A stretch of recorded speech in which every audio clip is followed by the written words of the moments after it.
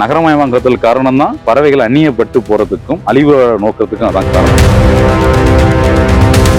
குரங்கு குட்டி இருக்கு பாத்தீங்கன்னா, கும்பகோணம் டு அணக்கரை ரோட்ல தத்துவாச்சாவடின்னு ஒரு ஊர் இருக்கு. அந்த ஊர்ல பஸ் ஆக்சிடென்ட்ல தாய் குரங்கு இறந்துருச்சு. அங்க வந்து குட்டி குரங்கு அந்த ஊர் பொதுமக்கள் எடுத்து வச்சு கும்பகோணம் ஃபாரஸ்ட் டிபார்ட்மெண்ட்ல ஹேண்டில் பண்ணாங்க. அப்புறம் அங்கேருந்து எங்களுக்கு வந்துச்சு. இப்ப இருக்கான், அவன் வந்து ஒரு 4 மாசம் ஆக போகுது. நீங்க அந்த குரங்கு குட்டி எடுத்துட்டு வரும்போது என்ன வயசு இருக்கும்? அது அதிகபட்சம் பாத்தீங்கன்னா ஒரு 30ல இருந்து 40 நாள் ஆன குட்டியாதான். பெருசா அடிபடும். இங்க வந்து மான்கள் நிறைய இருக்கு தஞ்சாவூர்ல. எப்படின்னா தஞ்சாவூரோட திருச்சி நெடுஞ்சாலையில பட்டுக்கோட்டை நெடுஞ்சாலையில மான் இருக்கு. இது பாத்தீங்கன்னா தஞ்சாவூரோட இன்னொரு வனவிலங்கு பெரிய விலங்குங்கிறது முதலைகள். தஞ்சாவூர் டெல்டா மண்டலத்துல தஞ்சாவூர் மாவட்டத்துல தான் அதிகமாக முதலைகள்.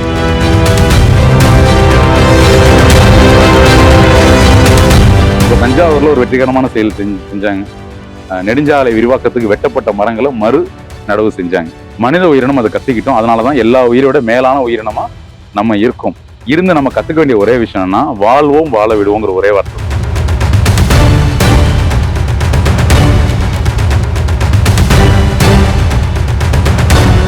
வணக்கம். இப்ப நம்ம தஞ்சாவூர்ல தான் இருக்கிறோம். இங்க வந்து வன உயிரின மீட்பு மற்றும் பாதுகாப்பு மையம் செயல்பட்டுக்கிட்டு இருக்கு. அதோட தலைமை ஒருங்கிணைப்பாளர் சதீஷ் சார் நம்ம கூட இருக்காங்க. அவங்க கிட்ட நிறைய விஷயங்களை கேட்டு தெரிஞ்சுக்கலாம். வணக்கம் சார். வணக்கம் தோழர்.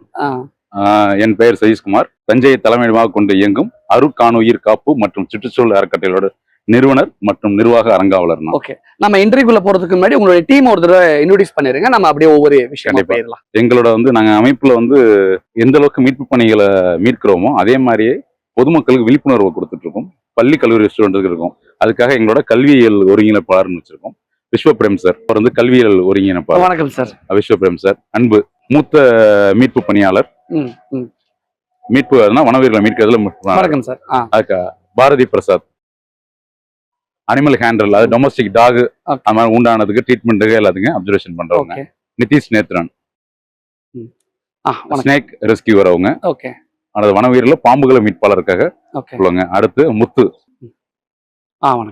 எங்களோட ஆபீஸ் மெயின்டெனன்ஸ் எல்லாம் பார்க்கவங்க. இப்போதைக்கு இந்த டீம் தான் நாங்க அவைலபிள் இருக்கோம்.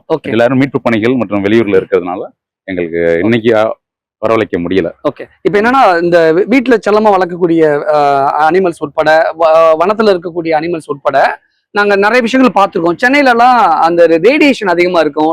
டிராபிக் அந்த வாகனங்கள் அதிகமா இருக்கிறதுனால ஏதோ ஒரு வகையில அது ஆக்சிடென்ட் ஆகி கீழே ரோட்ல விழுவும். வந்து மீட்டு எடுத்துட்டு போய் அதுக்கான சிகிச்சை எல்லாம் சரியா நடக்கும். தஞ்சாவூரை பொறுத்த வரைக்கும் டிராபிக் ரொம்ப கம்மி, வாகனங்கள் ரொம்ப கம்மி, போனுடைய செல்போன் ரேடியேஷன் கம்மி. எதனால இந்த அனிமல்ஸ் எல்லாம் ஆக்சிடென்ட் ஆகுது? இல்ல, வாகன விபத்துக்கான காரணம் டிராபிக்னு மெயின் காரணம் விட அதனோட வாழ்வியல் இடங்கள் பாதிக்கப்படுது. என்ன மாதிரியான விஷயங்கள்? விவசாய நிலங்கள் தஞ்சாவூர் தெருவை பொறுத்த வரைக்கும் தெரியும், டெல்டா மண்டலம். இப்ப அதை பாத்தீங்கன்னா அதிகமா உள்ள விவசாய நிலங்கள் தான். விவசாய நிலங்கள்லாம் பாத்தீங்கன்னா மேய்ச்சலுக்கு போற மாடுகள்ல இருந்து மேய்ச்சல் நிலனால அதுங்க சாலைக்கு வந்துருச்சு. மாடுகளோட உணவுங்கிறது புல் தலைகளை மாறி இப்ப போஸ்டர், கேரி பேக், நெகிழிகளை உண்ற அளவுக்கு அதுங்க மாடுகள் ஆயிடுச்சு. இப்ப அதே மாதிரி வனங்களை பிரித்தும் காடுகளை பிரித்தும் சாலைக்கு நல்லா செய்யறதுனால வயல்வெளிகளை எலிகளை வேட்டையாடக்கூடிய பாம்புகள் இரவு கடக்கும் போது அடிப்படுறதுக்கான இருக்கு. எல்லா விலங்குமே இப்ப சாலையை கடந்துதான் ஒரு இலையிலிருந்து ஒரு இலை போறதுனால வாகனத்துக்கு அதிகமா உண்டாகுது. நகரமயமாக்குதல் வந்து வேகமா பரவிட்டு இருக்கு. வளரக்கூடிய ஊர்களில் தஞ்சாவூரும் இருக்கிறதுனால என்ன பண்ணா அதிகமாக காங்கிரீட் காடுகளாக மாறிட்டு இருக்கும் போது சின்ன பறவைகளுக்கான அடைக்கலம் கூட கிடையாது. இப்ப எக்ஸாம்பிள் சொன்னா சிட்டுக்குருவி அழிஞ்சு சொல்லுவோம், ரேடியேஷன் சொல்லுவோம். ரேடியேஷனை விட முக்கியமான விஷயம் பாத்தீங்கன்னா ஒண்ணு, அதற்கு வாழ்விடம் பாதிப்பு அதிகமா இருக்கு. பழைய நாட்டோட வீடுகள்லாம் பாத்தீங்கன்னா என்ன பண்ணும், குருவிகளுக்கு கூடு கட்டுறதுக்காக ஓட்டைகள் இருக்கும், ஓடுகளை கட்டும். இப்ப நம்ம என்ன பண்றோம், காங்கிரீட்டால வீடு கட்டுறோம், பால் சீலிங்கிற டைப்ல என்ன பண்ணிடுறோம், வீடையே மோல் பண்ணிடுறோம். அப்படிங்கும்போது பறவைகள் தங்குறதுக்கான ஒரு சின்ன வாய்ப்பு கூட கிடையாது. அதே மாதிரி உயர்ந்த மரங்களை வெட்டுறது கிடையாது. ஒரு காரணம் மின்கம்பிகளை உரசுன்னு சொல்றோம். இன்னொன்னு புயல் காரங்களால் நம்ம வீட்டுக்கு சொத்துக்கு சொல்லி மீன் மரங்களை வெட்டிடும். அப்படிங்கும்போது அந்த பெரிய பறவைகள் வாழ்றதுக்கு இடம் கிடையாது. நீங்க ஹைவேஸ்ல போனீங்கன்னா பெரிய பொருள் எங்க இருக்கு பாத்தீங்கன்னா இபி லைன்லையும் செல்போன் டவர்ல மட்டும் தான் கூடுகளை கட்டுது. நகரமயமாக்கத்தில் காரணம் தான் பறவைகள் அந்நியப்பட்டு போறதுக்கும் அழிவு நோக்கத்துக்கும் அதான் காரணம். சின்ன சின்ன விஷயங்கள் அதே மாதிரி பறவைகள் ஏன் டவுன் பக்கத்து வரல அப்படின்னு வார்த்தை சொல்லுவாங்க. டவுன் சொல்லி வார்த்தை குறிச்சிடறோம். கிராமங்கள் தான் டவுனா மாறுனுச்சு.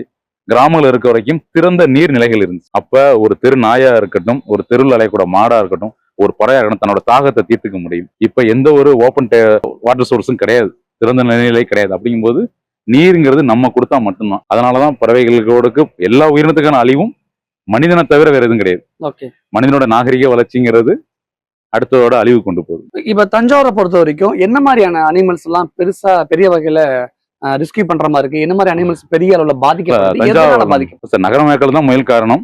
ரியல் எஸ்டேட் வயல் நிலங்கள் ரேஸ்ட் ஆகாது. இப்ப தஞ்சாவூரை பொறுத்த வரைக்கும் பாத்தீங்கன்னா காடுகள் கிடையாதுன்னு சொல்லுவாங்க. காடுகள் பெரிய காடுகள் கிடையாது, மலைப்பகுதி கிடையாது. தஞ்சாவூர் புது பஸ் ஸ்டாண்ட் தாண்டி வல்லம் போற வகையில எல்லாம் வனப்பகுதி மாதிரி தானே கிட்டத்தட்ட இருக்கு. இல்ல வனப்பகுதி இருக்கான பாத்தீங்கன்னா வந்து இயற்கையான வனங்கள் கிடையாது. இங்க மரங்கள் அதிகமா இருக்கு. மரங்கள் அதிகமா இருக்கு.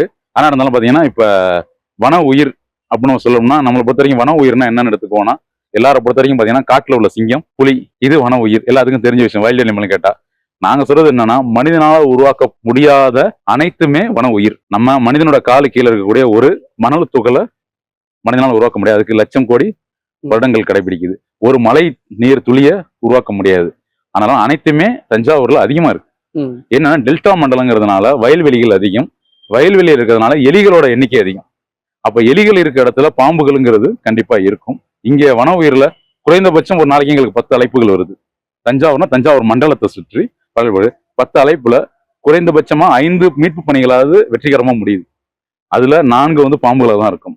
ஒன்று பாத்தீங்கன்னா இப்ப எலக்ட்ரிக்கல் லைன், நம்ம தொடர்வண்டி எலக்ட்ரிக்கல் லைன் எழுத்தினாலும் அதுல மயில் அடிப்படும், கழுகுகள் அடிப்படும். அப்புறம் என்ன பண்ணீங்கன்னா சின்ன சின்ன ரோடு ஆக்சிடென்ட்ல சின்ன சின்ன அனிமல்ஸ் அடிப்படும். என்ன பாத்தீங்கன்னா குரங்கு, மயில், காக்கைகள், பறவைகள் இது எல்லாமே அடிப்படும் வாய்ப்புகள் உண்டு. அது சார் எல்லா அனிமலும் வந்துட்டு இருக்கு. அது தவிர ஹைவேஸ்ல மாடுகள் அடிப்படும். எல்லா உரிமையாளரும் மாட்டுக்கு உரிமையாளர் தான். ஆனா யாருமே மாட்டை வீட்டுக்குள்ள வச்சு வளர்க்க மாட்டாங்க. அதை ரோட்ல விடும்போது அது சாலையில அடிபடுறது. அதே மாதிரி தெருநாய்கள் இன்னும் மோசம். அதால அடிபட்டு தெருநாய்களும் இறக்குது.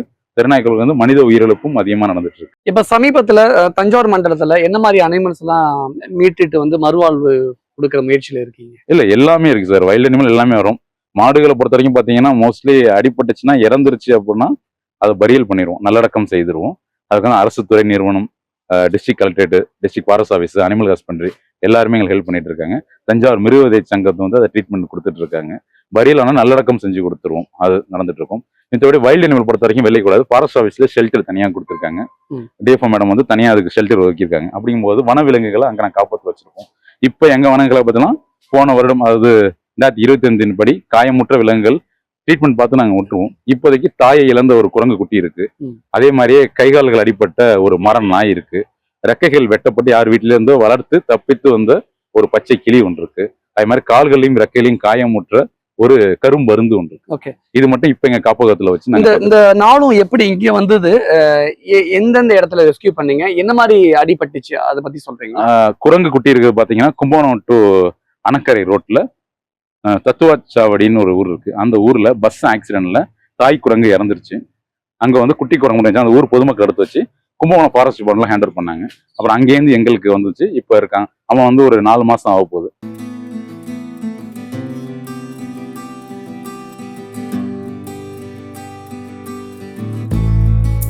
நீங்க அந்த குரங்கு குட்டி எடுத்துட்டு வரும்போது என்ன வயசு இருக்கும்? அது அதிகபட்சம் பாத்தீங்கன்னா ஒரு 30ல இருந்து 40 நாள் ஆன குட்டியா தான் இருக்கும். அப்பனா கண்ணு முழிச்சிருப்பாங்களா? கண்ணு முழிச்சிருக்கும். ஆனா பாத்தீங்கன்னா தன்னிச்சையா சாப்பிடக்கூடியதோ தனியா இறை தேடக்கூடிய செயல்பாடோ கிடையாது. குரங்கு கிடையாது. இப்ப நல்லா இருக்கும். இப்ப நாங்க கூண்டுல கூட வைக்க கிடையாது. அது எங்களோட தான் சுத்திட்டு இருக்கும். அவனுக்கு வந்து கொடுக்கறது பாத்தீங்கன்னா மனித உணவுகள் கொடுக்காம விலங்குக்குள்ள உணவுகள் மட்டும்தான் நாங்க கொடுத்துட்டு இருக்கோம்.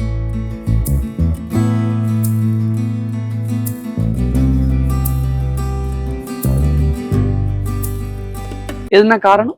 அது மறுபடியும் காட்டுக்குள்ள போனாலும் அதோட வாழ்வு அது எடுத்துக்கணும். ஓகே. நம்மளோட உணவு கொடுக்கும்போது உணவு நோக்கி பழக்கப்படுத்தணும்னா மறுபடியும் மனிதனை நம்பிய வாழக்கூடிய சூழல் உருவாயிரும். அதுதான். 2வது பாத்தீங்கன்னா மரநாய். அது பாத்தீங்கன்னா தஞ்சாவூர் வனச்சரகத்துல இருந்து மீட்கப்பட்டு எங்க கைக்கு வந்தது. அது தஞ்சாவூர் பக்கத்துல மின்னகர் நடந்தான். இதுவும் பாத்தீங்கன்னா ரோடு ஆக்சிடென்ட்ல தாய் இழந்த குட்டி இருந்துச்சு. இது கண்ணு துறக்காத வெறும் குஞ்சா, முடி கூட முளைக்காத குஞ்சா வந்துச்சு. அது மாதிரிதான் கை காலுக்கு இன்னும் சரியா வளர்றதுனால நாங்க வச்சிருக்கோம். அது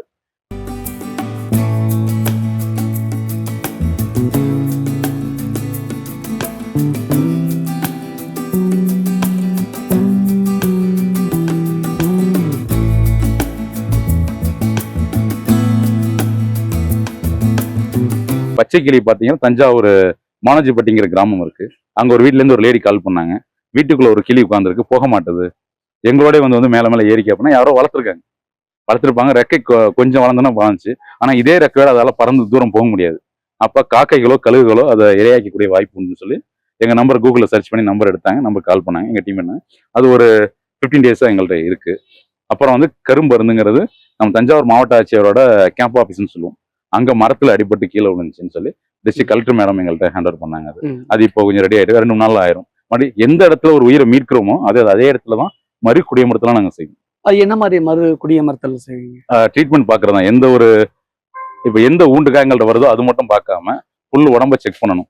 அதுக்கு இயற்கையாவே பாதிப்பு இருக்கா, டிவார்ம் கொடுத்து உடம்புல குடற்புழுக்கள் அகற்றி சிகிச்சை அளித்து இதுக்கு தஞ்சாவூர்ல உள்ள அரசு கால்நடை மருத்துவமனை எங்களுக்கு எல்லா மெடிசன் கொடுக்குறாங்க. அதே மாதிரி கால்நடை பராமரிப்புல இருந்து சிகிச்சைகள் கொடுக்குறாங்க.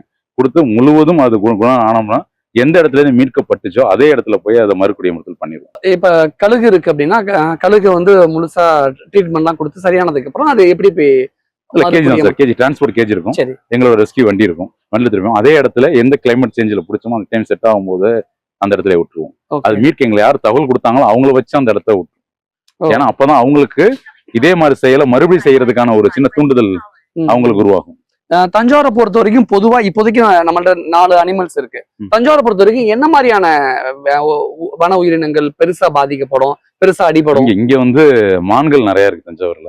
எப்படின்னா தஞ்சாவூரோட திருச்சி நெடுஞ்சாலையில பட்டுக்கோட்டை நெடுஞ்சாலையில மான் இருக்கு. அதுக்கு சாலை விபத்துல அடிக்கடி மாட்டக்கூடிய வாய்ப்பு உண்டு. அதை முடிஞ்சதுக்கு அப்புறம் ஆனா ரொம்ப ரேர் அது. அதிகபட்சம் மான்கள் வராது. பெரிய விலங்குங்கிறது அதுதான் இருக்கு. அடுத்து பாத்தீங்கன்னா தஞ்சாவூரோட இன்னொரு வனவிலங்கு பெரிய விலங்குங்கிறது முதலைகள். தஞ்சாவூர் டெல்டா மண்டலத்துல தஞ்சாவூர் மாவட்டத்துல தான் அதிகமா முதலைகள் இருக்கு. அணக்கரைங்கிறது முதலை பாதுகாப்பு மையமா அறிவிக்கப்பட்டிருக்கு. முதல்வர் சிஎம் அவங்க அறிவிச்சிருக்காங்க. அதை அங்க நடந்துட்டு இருக்கு. சின்ன மித்தபடி சிறு சிறு விலங்குகள் தான் வரும். அது காயம்பட்டு அதிகமா ஆற்ற முடியாம வருது, நாங்க வச்சு பாத்துக்கணும் அப்படின்னா பாம்புகள் வரும். ஏன்னா பாம்புகள் பார்த்தா என்ன பண்ணா முதல் விஷயம் அடிக்கிறது தான். அடிக்கும் போது சிறு காயங்கள் உண்டாகும். எலும்புகள் உடைஞ்சாலும் அந்த எலும்புகள் சரியா வர வரைக்கும் நாங்க ட்ரீட்மெண்ட் கொடுத்து நாங்க வச்சிருப்போம். வச்சு சரியான இடம் அதுக்கு தகுந்தாற் போற இடத்துல மறுத்து செய்வோம். பறவைகள் அதிகமா வரும். என்ன மாதிரியான பறவைகள்? எல்லா விதமான பறவைகளும் வரும் சார். அதிகமா பாத்தீங்கன்னா மைனா வரும். ஏன்னா அதெல்லாம் வீட்டுக்கு அருகில் இருக்கனால மக்கள் பசிப்படுறதுக்காக இருக்கும். காக்கைகள் அதிகம் வரும். மைனா இப்ப ரொம்ப குறைஞ்சிருச்சா? இல்ல சார், சின்ன வயசுல நிறைய மைனா இல்ல எல்லா பறவை குறைச்சுன்னா அதோட வாழ்விட முறை மாறிடுச்சு, குறைஞ்சிருச்சுதான். இப்படினாலும் வாழ்விட முறை இப்ப நம்ம வீட்டுல இருந்து நம்ம சின்ன பிள்ளையா இருப்போ பார்த்தோம்னு சொல்லுவோம். நம்ம பெரிய பிறகு நம்ம வீட்டையும் மாத்திருப்போம். நம்ம வீட்டுக்கு முதல்ல காம்பவுண்ட் இருக்காது. காம்பவுண்ட் போல உயிர்வேலி என்ற சொல்லக்கூடிய அமைப்பு இருந்திருக்கும். வீட்டை சுத்தி வெறும் மரமா வச்சிருந்திருப்போம். குளிக்கிற தண்ணி வந்து தேங்கி இருந்திருக்கும். அது 4 வாழைக்கரங்க போயிருக்கும். அந்த வாழைக்கண்ணு தண்ணி தேங்கும் போது அதுல புழுக்கள் உண்டாகும். அந்த புழுக்களை சாப்பிட்றதுக்கு ராபின்னு சொல்லக்கூடிய குருவி வரும், கொண்டலாத்திங்கிற குருவி வரும், என்ன கரிஞ்சிட்டுன்னு சொல்லக்கூடிய குருவி வரும், அதே மாதிரி கரிச்சாங்கிற குருவி வரும், மீன் புத்தி வரும், தையல் குருவி வரும். அப்படிங்கும்போது அந்த ஒரு சின்ன நீர் தேங்கி இருக்கிறதுக்காக எத்தனை வரும், இவ்வளவு வரும். அதே மாதிரி முருங்கை மரம் வீட்டுல வச்சிருப்போம், கல்யாண முருங்கை வச்சிருப்போம். அப்ப என்ன ஆகும்னா அதை சாப்பிட்றதுக்கு அதுல கல்யாண முருங்கைல கம்பளி பூச்சின்னு சொல்லக்கூடிய புழுக்கள் உருவாகும். அதை சாப்பிட்றதுக்கு என்னன்னா பெரிய பெரிய பறவை வால்காகம், மஞ்சள் சிட்டு, மாம்பழ சிட்டு, இந்த மாதிரி ஒவ்வொரு தொடர்ச்சி வந்துட்டே இருக்கும் வீட்டை சுத்தி. அதே மாதிரி அதிகமா செடி இருந்ததுன்னா நம்ம வந்து ஊர்க்குருவின்னு சொல்லுவோம், ஆங்கிலத்துல பேப்லர்னு சொல்லுவாங்க. அந்த குருவி பார்த்தா கூச்சலிடும். நீங்க ஈவினிங்கா போனீங்கன்னா ஒரு பலாமரம் தான் போனீங்கன்னா ஒரு நூற்றுக்கணக்கான பறவைகள் வந்து ஒன்னா கூச்சலிட்டு இருக்கும். அந்த மாதிரி நூற்றுக்கணக்கான பறவைகள் தங்குற அளவுக்கு நம்ம இப்போதைக்கு மரங்களே வளர்க்கறது இல்லை. அரசு அலுவலக வளாகங்கள்லயும் கல்லூரி பள்ளி வளாகத்துல மட்டும்தான் இப்ப மரங்கள் இருக்கு. இப்ப ஹைவேஸ்ல கூட என்ன பண்ண மரத்தெல்லாம் எடுத்துட்டு என்ன பண்ணிட்டு இருக்கோம், அரளி செடிகளையும் மருதாணி செடிகளை மட்டும் தான் நம்ம வளர்த்துட்டு இருக்கோம். ஏன்னா அதுவும் எதற்கான பாத்தீங்கன்னா ஒலிக்கதிர்கள் அடுத்த பாதையை தடுக்கக்கூடாதுன்னு காரணம் தான்.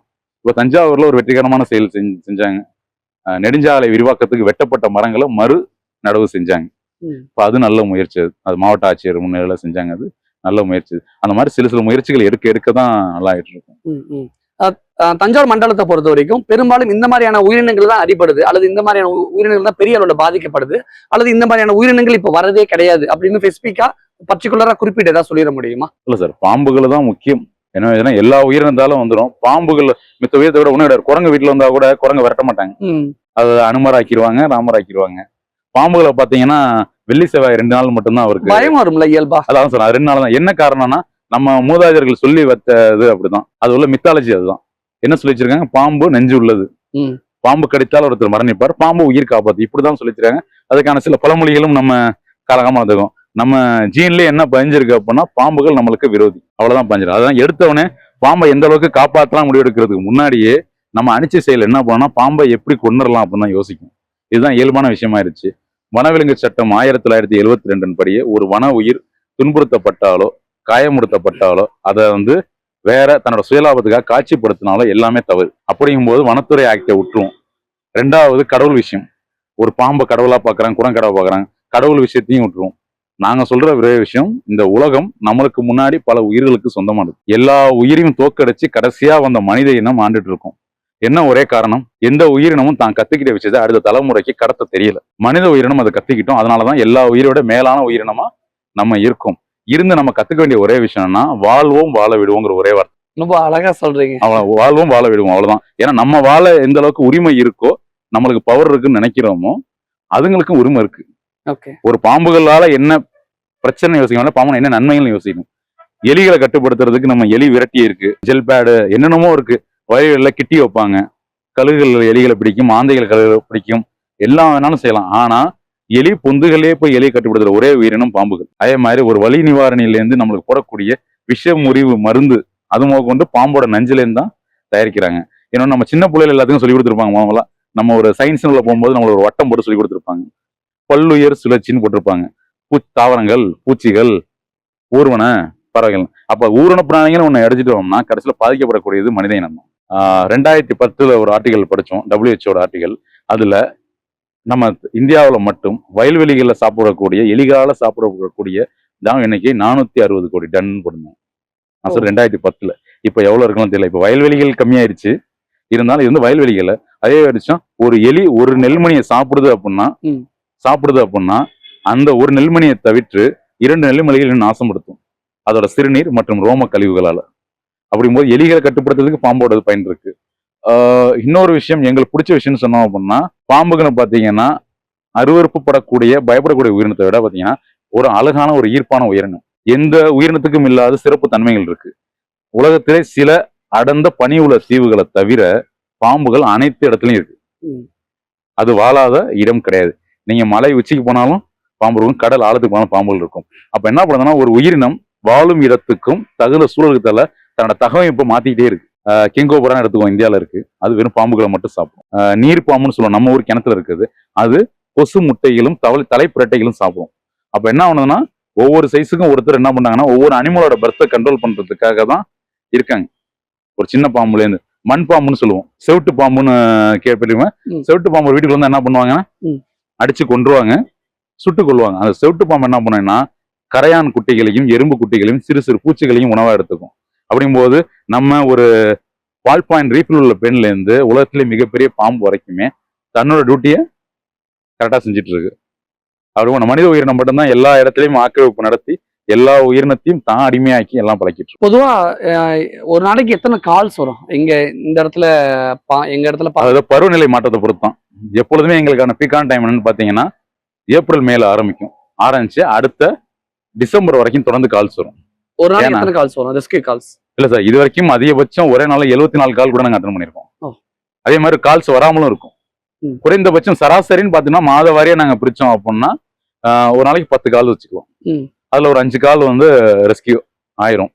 அதுல பாத்தீங்கன்னா ரெஸ்கியூ பண்ண சில அணிகள் பாத்தீங்கன்னா இப்ப ஒண்ணும் கிடையாது. ஒரு நீங்க அடிக்கடி பாப்பீங்க, பேப்பர்ல போட்டிருப்பாங்க ஆஸ்திரேலியா ஆந்தை பிடிபடுதுன்னு போட்டிருப்பாங்க. அது ஆந்தை, ஆஸ்திரேலியா ஆந்தை கிடையாது, தமிழ் பறவை தான். அது தமிழ்ல பேருள்ள கூகை அப்படிங்கிற அழைக்கக்கூடிய பறவை தான். அந்த பறவை ஒரு வீட்டு வந்து உட்காந்துருக்கும், அடிப்பட்ட ஆந்தைன்னு தான் எங்களுக்கு பிடிச்சி கொடுப்பாங்க. பாத்தீங்கன்னா அது பாத்தீங்கன்னா நைட்ல அதுக்கோட பார்வை தெரியும், பகல்ல பார்வை தெரியாது. அதனாலதான் அது வந்து உட்காந்துருக்கும். அதை கொண்டு வந்து விட்டு நாங்க வந்து ஷெல்டர்ல வைக்க தேவை கிடையாது. இரவானும் விடுதலை செஞ்சாலே அந்த பறவை பறந்து போயிடும்.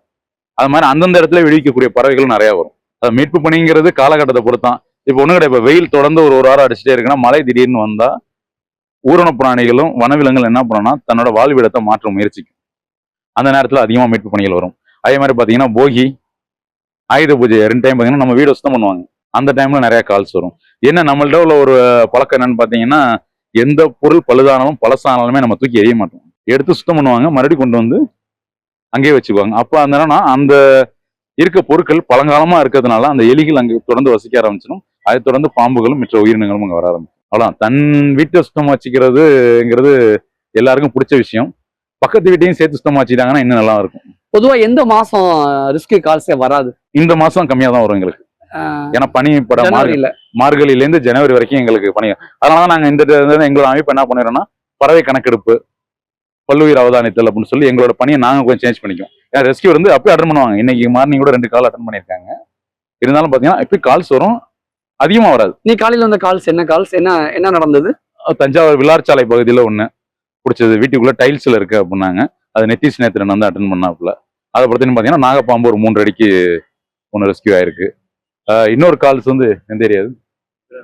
Abiramapuram medical college road. அந்த இடம் அங்க போனாங்க, பாம்பு இல்லை. ஓகே. ஏன்னா அவங்க ஏற்கனவே வந்துட்டு போறதை பார்த்து ஒரு ஓட்டையில பொண்ணு சொல்லி ஓட்டையை அடைச்சு வச்சிட்டாங்க. அதுல இன்னொரு வழியா அந்த பாம்பு போயிடுச்சு. ஓகே. அதான் சார் கால்ஸ் வரும், நிறைய வரும், என்கொயரி நிறைய வரும். இப்போ கூகுள் தட்டினாலே ரெஸ்கியூ டீம்னு வந்துடும், எல்லாம் கால் பண்ணுவாங்க. இன்னொரு விஷயம், மீட்பு குழுவை எப்படி அமைக்கணும், கூப்பிடணும், அழைக்கணுங்கிற வந்து புரிதலும் இன்னும் மக்களுக்கு வரல. இல்லங்கிறீங்க. இல்ல. அப்ப எப்படி கூப்பிடணும், எப்படி அழைக்கணும்? இல்ல சார், ஒரு பாம்பு இருக்குன்னு எக்ஸாம்பிள், நம்ம இங்க இருக்கோம், எங்க ஆபீஸ்ல பாம்பு போயிருச்சு. பாம்பு போனதை பார்த்து நம்ம இங்க இருந்தே போன் அடிச்சாங்கனாலும் சரி, பாம்பு என்ன பண்ண உள்ள போவோம், ஜன்னல் இருக்கும், ஜன்னல்ல வெளில போயிடும்.